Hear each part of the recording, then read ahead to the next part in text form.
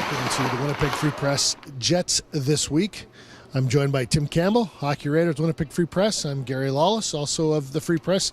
Tim, the Jets lost on Tuesday night to the Nashville Predators. Only the second loss under new head coach Paul Maurice. Immediately following the loss and during yesterday's practice, the big theme from him was that it wasn't a bad loss and it wasn't a regression back to the way the team was playing prior to his arrival in Winnipeg.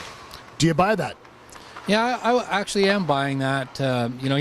Paul had some questions yesterday about the Jets maybe slipping back into their old ways of playing down to opponents, playing poorly against lower teams. But I didn't think the effort on Tuesday night was poor or subpar in any way.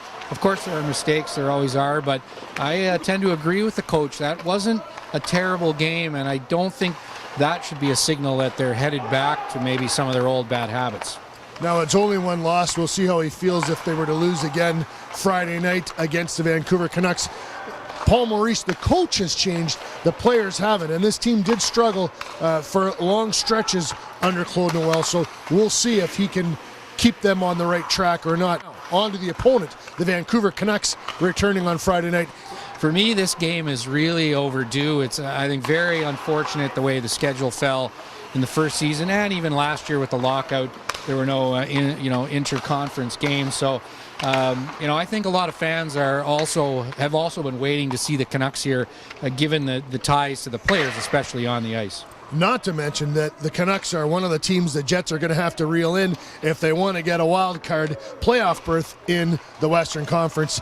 Tim, one other subject we'll touch on quickly. The Olympic break is coming up quite quickly. There is some suggestion there will be some trade action around the NHL prior to the Olympic break. I don't think so. I think because of how close teams are up to the salary cap, they'll want to use those 3 weeks of the Olympic break to buy relief on the cap. And if there's going to be any action, it will be on March 5th. The Jets are one of the teams that aren't that far from the salary cap.